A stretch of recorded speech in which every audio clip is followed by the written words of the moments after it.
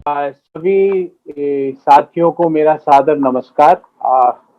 आज हम एक बड़े महत्वपूर्ण विषय को लेकर आए हैं और ऐसा विषय जिसका इम्पैक्ट, जिसका रिलेशनशिप हमारे देश के युवाओं से है। और मतलब इतना पायोनियर विषय है कि जब मैंने इस विषय के बारे में विस्तार से अंदर जाके रिसर्च करने का कोशिश करी, तो विश्वास मानिए, मुझे भी विश्वास नहीं हुआ कि क्या ये सच वास्तव में है। मैंने 3-4 बार वेरीफाई किया, फिर मैंने लोगों से भी पूछा कि क्या जमीन पे भी ऐसा ही है, तो मुझे कहा स्थितियां इससे भी खराब है। विषय है नौकरियों के झूठे वादे। और मैं झूठे वादे इसलिए कह रहा हूं कि या तो नीयत में खोट है या अमल करने में खोट है। कहीं ना कहीं खोट जरूर है और उस खोट का खामियाजा हमारे देश के युवा भुगत रहे हैं। पिछले 6 सालों में साथियों, हमने देखा कि किस तरह इकोनॉमी के साथ बुरा बर्ताव, इसको मैं कहूंगा miss miss management of the economy, बुरा बर्ताव करके हमने देखा 5 दिन पहले -23.9% पे इकोनॉमी की वृद्धि दर, डी ग्रोथ जाके गिरी। बात करते थे $5 ट्रिलियन की इकोनॉमी बनाने की 2024 तक। 5 ट्रिलियन के लिए 9% की पॉजिटिव ग्रोथ चाहिए थी और लाके हमको खड़ा कर दिया -23.9% पे। कई इसके किस्से कहानियां हुई। किसी ने बोला ये एक्ट ऑफ गॉड है, किसी ने बोला गाड़ियां इसलिए नहीं बिकती क्योंकि देश के युवाओं ने जो कैब में चलना चालू कर दिया। किसी ने कहा प्याज लहसुन के दाम इसलिए बढ़ते हैं क्योंकि हम प्याज लहसुन नहीं खाते। किसी ने कहा इकोनॉमी में कोई दिक्कत ही नहीं है क्योंकि फिल्में चल रही है। सब तरह की बातें देश ने सुनी। एक्ट ऑफ गॉड से पहले एक्ट ऑफ पीपुल पर डालने की, देश के लोगों पे जिम्मेवारी डालने का प्रयास किया, पर जब नहीं बना तो एक्ट ऑफ गॉड पे डाला। खैर, उसके बारे में विस्तार से कल भी प्रेस वार्ता हुई और हमारे विभिन्न सीनियर लीडर्स ने इसके बारे में आपसे चर्चा की। मैं यहाँ पूछना चाहता हूं कि ये जो -23.9% है, और बड़ी जिम्मेवारी से वाक्य बोल रहा हूं, हालांकि प्रेस कॉन्फ्रेंस का मुख्य मुद्दा ये नहीं है, पर -23.9% में इनफॉर्मल सेक्टर की मंदी को नहीं जोड़ा गया है। क्योंकि तालाबंदी के बाद अगर किसी सेक्टर का, अगर नोटबंदी के बाद अगर किसी सेक्टर का सत्यानाश हुआ है तो वो है इनफॉर्मल सेक्टर, अनऑर्गेनाइज, असंगठित क्षेत्र। उस असंगठित क्षेत्र का इंपैक्ट इस -23.9% में नहीं है। देश के बड़े एक्सपर्ट्स और जानकार मानते हैं कि जब Q2 की जीडीपी का घोषणा की जाएगी तो ये -23.9% -30 से -35 के बीच आके गिरेगा। खैर, वो भी बात हमारे कई साथियों ने की, पर मुख्य मुद्दा यह है कि ये इकोनॉमी की हालत यहाँ पे आके क्यों गिरी। क्योंकि इकोनॉमी, कोई भी व्यक्ति, इसको अर्थशास्त्र का जानकार की जरूरत नहीं है। अगर वो 8वीं कक्षा का भी विद्यार्थी है तो उसको पता है इकोनॉमी में मंदी आएगी, इकोनॉमी में स्लो डाउन आएगा अगर इकोनॉमी में निवेश कम हो जाएगा। और निवेश 3 जगह से आता है इकोनॉमी में: पब्लिक इन्वेस्टमेंट, प्राइवेट इन्वेस्टमेंट और house hold investment. Public investment आप कैसे करोगे? क्योंकि राज्यों को तो आप जीएसटी का पैसा देते ही नहीं हो, उनका बकाया देते नहीं हो। उनको कहते हो कि जो हमने संविधान में लिखा हुआ है उसको भी हम एक्सेप्ट नहीं करते हैं। हमने जो संविधान संशोधन किया था जीएसटी लागू करने से पहले कि राज्यों को 14% कंपनसेशन देंगे शॉर्टफॉल की स्थिति में, आज बोल रहे हम आप जाओ और आरबीआई से पैसा ले लो। दूसरा, प्राइवेट इन्वेस्टमेंट। प्राइवेट इन्वेस्टमेंट के बढ़ाने के लिए आपको champions of manufacturing sector, champions of service sector से वार्ता करनी पड़ेगी। आपका समय तो मोर को दाना देने में लग रहा है।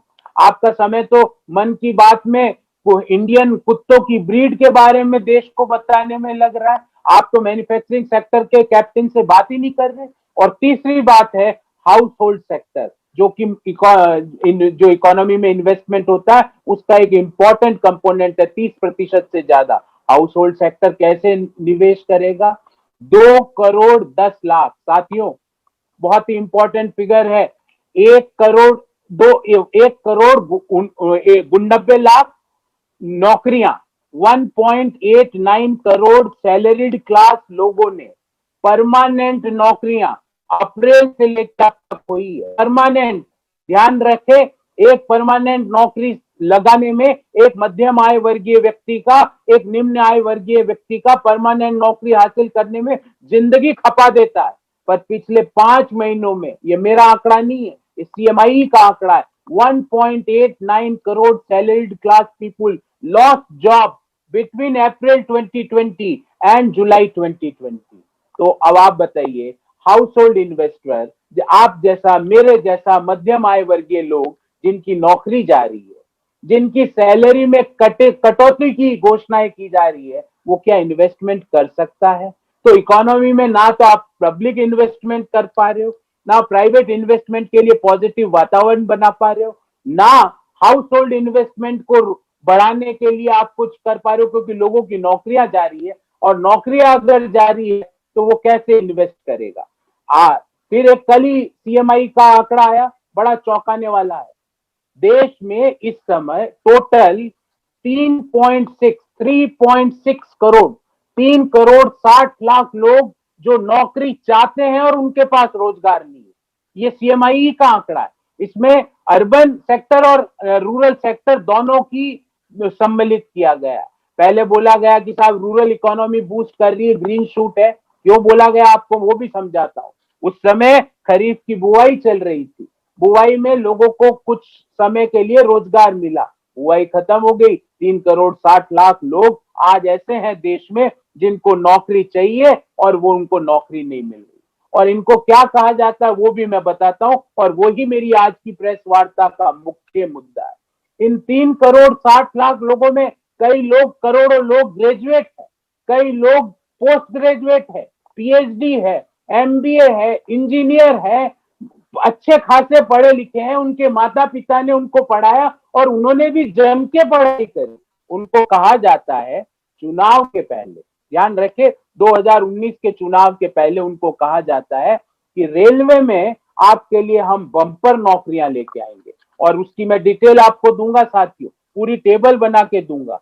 आरआरबी ग्रुप डी नोटिफिकेशन आता है 23 फरवरी 2019 को, और लोकसभा चुनाव की जो आचार संहिता है वो मार्च में लग जाती है। 23 फरवरी 2019 को 1,03,769, 1,03,769 पोस्ट के लिए आरआरबी ग्रुप डी का एक नोटिफिकेशन आता है। युवाओं में उत्साह आता है कि चलो हम पढ़े लिखे हैं, हमें नौकरी का अवसर प्राप्त होगा, हम इस जगह नौकरी कर सकते हैं।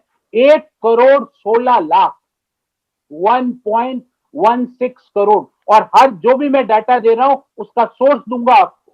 1 करोड़ 16 लाख लोग इसका फॉर्म भरते हैं। आपको पता है कितना कलेक्शन हुआ?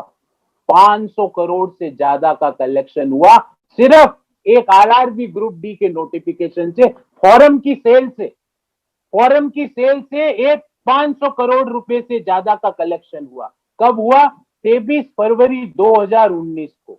आपको जान के आश्चर्य होगा, इससे ज्यादा युवाओं के साथ, इससे ज्यादा बेरोजगार लोगों के साथ आप उनके साथ घिनौना मजाक नहीं कर सकते। आज तक परीक्षा की डेट तक अनाउंस नहीं की जाती है।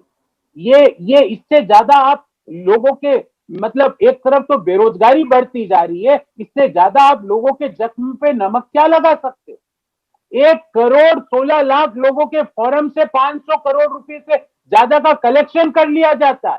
1,03,769 वैकेंसी के लिए युवा तैयार होता है, अपनी तैयारी करता है। 2019 23 फरवरी को नोटिफिकेशन आता है, आज तक परीक्षा की डेट आप घोषित नहीं करते हो। आपकी नीयत ये साफ बताती है कि आप ये सब चीजें सिर्फ चुनाव में जुमलों की तरह यूज करना चाहते हो। जिस तरह लोगों को 15 लाख का बातें आपने करी, आज आप युवाओं को भी मजाक करना चाहते हो। पर ध्यान रहे, ये देश के युवा है, ये जब डिसलाइक करने पे आते हैं ना, तो बड़ी बड़ी कंपनियों को है ना इंटरफियर करके रोकना पड़ता है। ये जब डिसलाइक का बटन दबाना चालू करेंगे ना, तो बड़े बड़े सत्ता और बड़े बड़े तख्त पलट सकते हैं। इन युवाओं में इतनी ताकत है, इनके साथ मजाक मत करना। दूसरी परीक्षा, अभी अभी किस्सा खत्म नहीं हुआ, ये तो एक परीक्षा। दूसरी परीक्षा, RRB railway recruitment board ALP loco pilot के लिए 3 फरवरी 2018 आज से 2.5 साल पहले नोटिफिकेशन आता है। नोटिफिकेशन आके दिसंबर 2019 आज से 9 महीने पहले इसका रिजल्ट आ जाता है 64,371 भर्तियों के लिए। लोको पायलट की 64,271 भर्तियों के रिजल्ट आ जाता है। 9 महीने हो गए, अभी तक इनको अपॉइंटमेंट लेटर नहीं दिया जाता है। 9 महीने से वो व्यक्ति जिसका रिजल्ट आया हुआ है, जो कह रहा है कि मैं लोको पायलट परीक्षा उत्तीर्ण कर चुका हूं, पर सरकार उसको उस रिजल्ट को उसके हाथ में नहीं देना चाहती, क्योंकि वो उसको सैलरी नहीं देना चाहती, वो उस युवा का जीवन, उसके परिवार का जीवन खुशहाल नहीं बनाना चाहती। आप 9 महीने से रिजल्ट हेल्ड करके बैठे हो, ये कौन सा एक्ट ऑफ गॉड है? ये तो आपका एक्ट ऑफ इल कंसीव्ड, मैं तो कहूंगा act of ill executed, act of ill intention है आपका। ये आपका है, ये आपकी अमल करने में खोट है, ये कोई एक्ट ऑफ गॉड नहीं है, ये आपकी नियत को बता रहा है। चलिए साहब, अभी भी किस्सा खत्म नहीं हुआ है साथियों। तीसरी परीक्षा आरआरबी एनटीपीसी नॉन टेक्निकल की 28 फरवरी 2019 को इसका नोटिफिकेशन आता है। कितने साल पहले? आज से 1.5 साल पहले नोटिफिकेशन आता है। 35,277 इसमें वैकेंसीज है, ध्यान रहे 35,277 वैकेंसी। 1,26,00,000 युवा इसकी फॉर्म भरते हैं, जिनको इसमें ये पद के लिए 1,26,00,000। सरकार कितना कलेक्ट करती है फॉर्म से? 500 करोड़। फिर अभी तक इसका क्या स्टेटस है? एग्जाम की डेट तक अनाउंस नहीं की जाती। 1.5 साल हो गए नोटिफिकेशन आए, पर एग्जाम की डेट, 500 करोड़ रुपए सरकार की झोली में आ गए। मध्यम वर्गीय लोगों ने अपनी जेब काट काट के इसका परीक्षा का फॉर्म भरा, तैयारी कर रहे हैं, किताबें खरीद खरीद के कोचिंग कर रहे हैं इसके लिए कि कैसे इस परीक्षा में उत्तीर्ण किया जाए, पर आप परीक्षा की डेट जारी, ये कौन सा एक्ट ऑफ गॉड है? आप तो हर चीज को एक्ट ऑफ गॉड पे ट्रांसफर कर देती है। कौन सा एक्ट ऑफ गॉड है? ये आपकी बदनीयती है और कुछ नहीं। चौथी परीक्षा, और ये परीक्षा भी बहुत महत्वपूर्ण है, देश की महत्वपूर्ण परीक्षा है, एसएससी 2018। आज हम कहाँ हैं? 2020 को खत्म होने में 4 महीने बचे हैं, सितंबर, अक्टूबर, नवंबर, दिसंबर। 2018 की एसएससी की परीक्षा का टीयर 3 का, मतलब अब टीयर 1 हुआ, टीयर 2 हुआ, टीयर 3 का अभी तक रिजल्ट घोषित नहीं करा जाता है। अब आप बताइए, जो बच्चा 2018 से टीयर 1 उत्तीर्ण किया, जिसने टीयर 2 उत्तीर्ण किया, जिसने टीयर 3 अच्छी परीक्षा देके आया, वो रिजल्ट की अवेट कर रहा है। दिन रात, रात को सपने में भी उसके आता है कि मेरा रिजल्ट आ गया, मैं पास हो गया, मुझे पद मिल गया। आप रिजल्ट उत्तीर्ण नहीं कर रहे हो। 2 साल से ज्यादा एक परीक्षा को कंप्लीट कराने में आप लगाते हो। क्या 2019 की परीक्षा को आप फिर 2024 में कराओगे? कि किस तरह का आपका मैनेजमेंट है? क्या युवाओं को आपने टेकन फॉर ग्रांटेड ले लिया है? अभी आगे भी चलते हैं। तो टोटल साथियों, टोटल अगर मैं ये इसका टोटल करूं तो 2 लाख से ज्यादा रेलवे की और एसएससी की वैकेंसियां जो पेंडिंग पड़ी है, सिर्फ 1-2 डिपार्टमेंट की बात कर रहा हूं, 2 लाख से ज्यादा वैकेंसी। इसके लिए टोटल कलेक्शन केंद्र सरकार का हुआ 1,000 करोड़ रुपए से ज्यादा। 1,000 करोड़ से ज्यादा आपका कलेक्शन हो गया। 2 लाख से ज्यादा आपकी वैकेंसीज खाली पड़ी है, और ये 6 महीने 8 महीने नहीं, 2-2 साल हो गए, 2.5 साल, 2.25 साल हो गए एक को। और जो जहां पे बड़ी वैकेंसी है वहां पे परीक्षा की डेट तक आपने अनाउंस नहीं करी। और कितने लोगों ने इसमें अप्लाई कर रखा है? 2.5 करोड़ लोगों से ज्यादा, 2.5 करोड़ लोगों से ज्यादा छात्रों ने इसमें अप्लाई कर रखा, और आप हाथ पे हाथ धरे बैठे। मैं इस संदर्भ में सरकार से, कांग्रेस पार्टी की पटल से 3 सवाल पूछना चाहता हूं। मैं ये पूछना चाहता हूं कि ये जो 2,15,000 लोगों की जो वैकेंसीज आपने नोटिफिकेशन चुनाव से एन पहले आपने जारी किया, क्या ये भी वास्तव में आपका पॉलिटिकल गिमिक ही है? क्या ये भी आपका वो 15 लाख वाला स्टेटमेंट ही है कि क्या आप इसके प्रति आश्वस्त हो या सीरियस हो या सिंसियर हो? क्या ये भी आप वही कह रहे हो कि 15 लाख आपके खाते में आ जाएंगे और फिर आपने कहा हमने तो कहा ही नहीं? क्या ये नोटिफिकेशन भी उस तरह है कि आज डेढ़ डेढ़ दो दो साल से नोटिफिकेशन जारी हो गए, परीक्षा की डेट जारी नहीं होती? 1,000 करोड़ रुपए से ज्यादा आपने कलेक्ट कर लिए पर आप परीक्षा की डेट जारी नहीं करते। लोगों के 2018 के प्रोसेस की परीक्षाएं के रिजल्ट अभी तक नहीं आए, आप क्या उनको इस अधर झूल में रखना चाहते हो देश की युवाओं को? मेरा दूसरा सवाल है और बड़ा महत्वपूर्ण सवाल है कि जब सबको पता है कि बिना मांग बढ़ाए आप इकोनॉमी के चक्के को वापस नहीं चालू करवा सकते हो, तो क्या आप ये जो जॉब्स है, क्या इन जॉब्स को देने से मांग नहीं बढ़ेगी? क्या एक पॉजिटिव संचार नहीं जाएगा? क्या हाउस होल्ड इन्वेस्टमेंट जिसकी बात मैंने अपने इंट्रोडक्टरी पार्ट में की थी, क्या हाउस होल्ड इन्वेस्टमेंट इकोनॉमी में ज्यादा नहीं होगा? क्यों आप इसको इल इंटेंशन या इल एग्जीक्यूशन में युवाओं के साथ मजाक कर रहे हो?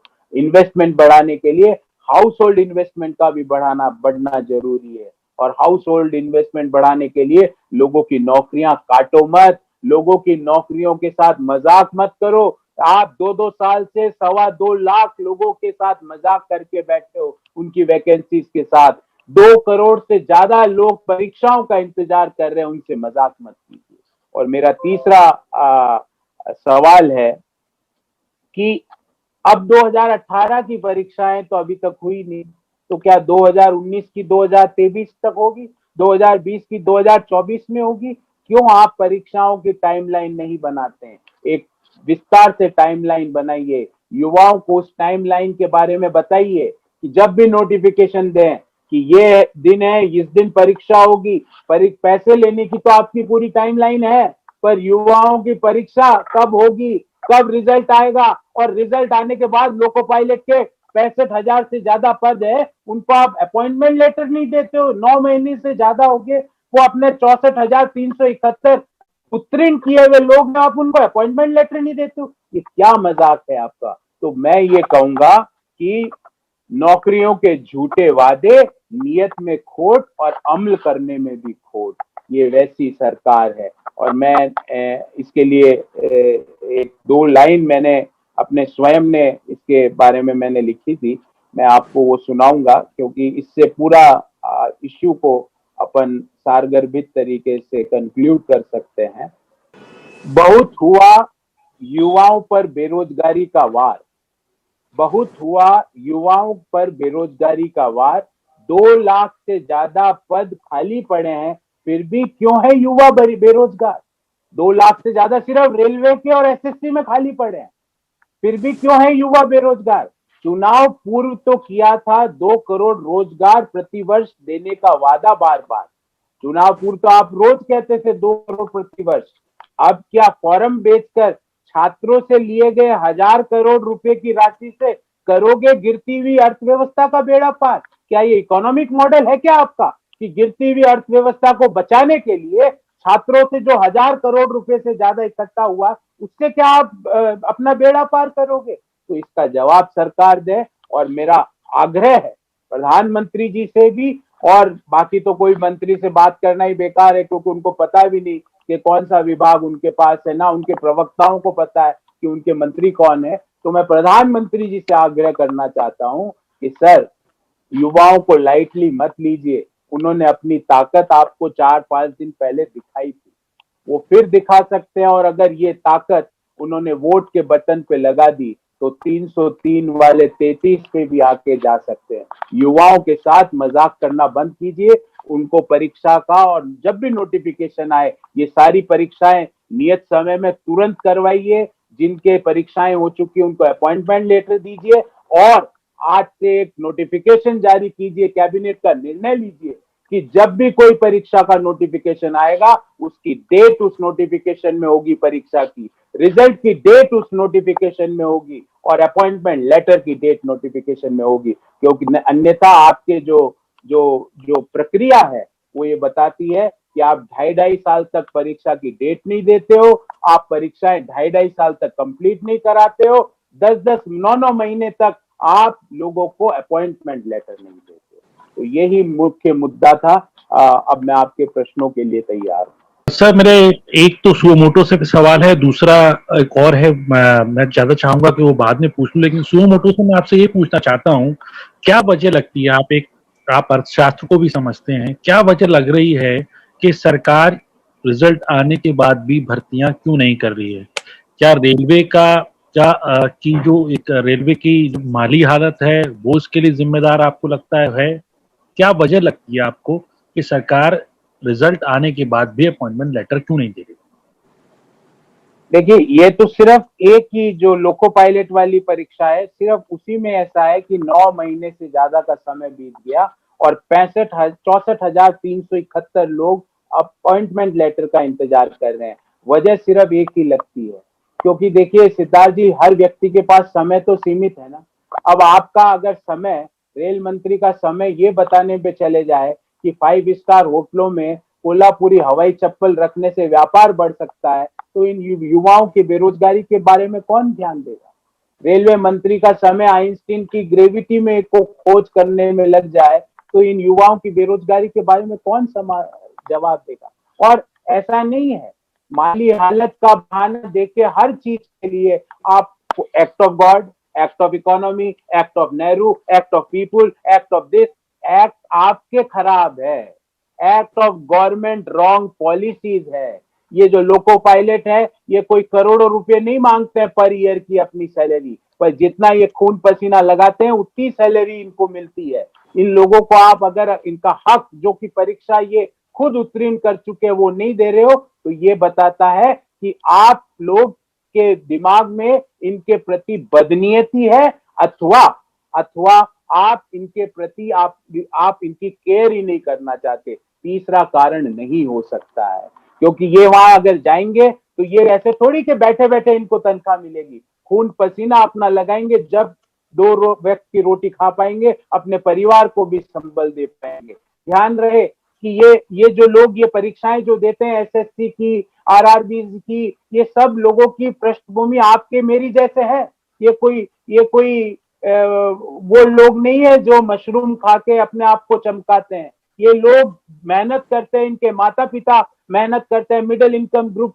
ये मध्यम आय वर्गीय लोग होते हैं, मध्यम आय वर्गीय से नीचे वाले आय वर्ग के लोग होते हैं। एक एक रुपया जोड़ के फॉर्म भरते हैं, किताब लाते हैं, कोचिंग करते हैं और इन परीक्षाओं को एम ध्येय बनाते हैं अपने जीवन का, और उनके साथ आप ये करते हो, तो ये सिवाय बदनीयती के कुछ नहीं है।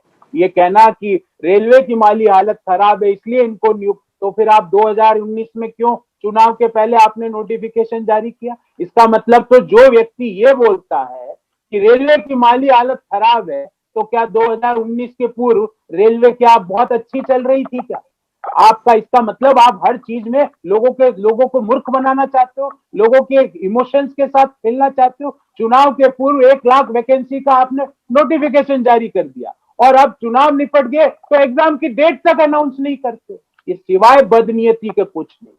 सर मेरा दूसरा सवाल ये है कि आर्मी चीफ ने एक इंटरव्यू दिया है एएनआई को, जिसमें उन्होंने साफ तौर पर कहा है कि जो एलएसी है, एलएसी पे पिछले 2 से 3 महीने से बिल्कुल टेंशन है, और प्रिकॉशन के तौर पे हमने अपना डिप्लॉयमेंट वहां बढ़ाया हुआ है हमारी सेना ने, और हमारी सेना पूरी तरीके से मोटिवेटेड है, जवाब देने को तैयार है। लेकिन मिलिट्री लेवल पर और डिप्लोमेटिक लेवल पर बातचीत हो रही है इश्यूज को सुलझाने की, और सुओ मोटो बना रहे इसकी कोशिश की जा रही है, और जो भारत का हित है उसको सर्वोपरि रखा गया है। कांग्रेस पार्टी क्या क्या क्या कहेगी आर्मी चीफ के इस बड़े खुलासे के बाद? देखिए, आर्मी चीफ ने जो कहा उसके बारे में कोई प्रश्न या जवाब होता ही नहीं हम, क्योंकि कांग्रेस पार्टी का तो एक ही असूल है, सेना के साथ पूरा देश कदम से कदम मिला के खड़ा है। पर प्रश्न ये उठता है कि जब 5 मई से इस तरह की चीजें हो रही है, तो आप पहले 2 महीने तो सरकार डिनाइल मोड में ही रहती है। जब हमारे भारत माँ के 20 से ज्यादा हमने अपने सपूत खोए, तो आप कहते हो कोई ना कोई घुसा है ना कोई घुसा हुआ है। फिर उसके बाद आप सेना को भी संबोधित करते हो, 15 अगस्त को देश को संबोधित करते हो, तो आप उस गुस्ताख, उस कायर चीन का नाम लेने की बजाय उसके पर्यायवाची ढूंढते हो, विस्तारवादी विस्तारवादी। अरे विस्तारवादी क्या, क्यों नहीं बोलते आप दुनिया के पटल पे खड़े होके कि ये कायर और गुस्ताख चीन की हरकत है, और इस हरकत का जवाब हिंदुस्तान की सेना पहले भी देती आई है, आज भी देगी और आगे भी देती रहेगी। ये बोलने में किसने रोका है? इससे कौन सी डिप्लोमेटिक आपकी खराब हो जाती है? पर आप क्या है, लोगों को भ्रमित करते हो। कभी उसके पर्याय मैं भी बोल दूं, मंगोलिया के नीचे वाला देश, उससे काम नहीं चलेगा। जब किसी व्यक्ति ने नाम बदलने से पहले आप शहरों के नाम बदलते थे भारत के, अब आपने विदेशी जो शत्रु देश है, मैं तो शत्रु देश बोलता हूं, उस शत्रु देश का नाम बदल दिया आपने। नाम बदलने से समस्याएं का हल नहीं होता है। समस्याओं को हल करने के लिए आपको हर पटल पे जाके बोलना पड़ेगा कि इस गुस्ताख चीन की गुस्ताखी का जवाब हिंदुस्तान की सेनाओं ने दिया है, देती रहेगी, और आप पहले भी दिया है। तो ये बोलने में क्या दिक्कत है माननीय प्रधानमंत्री जी को? जब जब वो इस तरह के बयान देते हैं कि कोई घुसा नहीं है, ना घुसा हुआ है, तो चीन दुनिया को घूम घूम के दिखाता है कि देखिए माननीय प्रधानमंत्री जी भारत के, वो तो मान ही नहीं रहे कि कोई घुसा हुआ है। इसका मतलब जहां पर हम खड़े हैं वो हमारी सरजमी है। जबकि विभिन्न स्ट्रेटेजिक अफेयर्स के एक्सपर्ट्स कह रहे हैं, विभिन्न बड़े बड़े समाचार पत्र लिख रहे हैं कि 100 किलोमीटर 100 किलोमीटर हमारी सरजमी जो हमारे नियंत्रण में थी, जहां पे हम पेट्रोलिंग कर पाते थे 5 मई 2020 के पहले, वो वहां पर आज पीएलए के परमानेंट एस्टेब्लिशमेंट बन गए, वहां हेलीपैड बन गए, वहां पीएलए के रेडार्स लग गए। तो समस्याओं को मुंह फेरने से, समस्याओं का नाम बदलने से समस्याएं खत्म नहीं होती। और आर्मी चीफ ने तो जो कहा है वो प्रधानमंत्री जी के विरोध में बोले हैं वो, क्योंकि प्रधानमंत्री जी ने तो कभी कहा ही नहीं है कि, वो तो कहते हैं ना कोई घुसा हुआ है, ना कोई घुसा हुआ है, ना कोई घुसा हुआ था। आज आप ही ने बताया कि आर्मी चीफ ने ऐसी बात करी। आर्मी चीफ का हर भारतीय, हर हिंदुस्तानी सम्मान करता है, उनकी बात पर हमें बिल्कुल 100% भरोसा है। हिंदुस्तान की आर्मी के पीछे पूरी पार्टी खड़ी हुई है। पर प्रधानमंत्री जी को मैं कहना चाहता हूं कि पर्यायवाची सिनोनियम्स का गेम खेलना बंद करें। जिस व्यक्ति ने गुस्ताखी करी, और गुस्ताखी यहाँ गुस्ताख चीन ने करी, उसका नाम लेकर विश्व पटल पर उसके लिए बात कहें। ये पर्यायवाची खेलने से समस्याओं का हल नहीं होगा। शुक्रिया सर।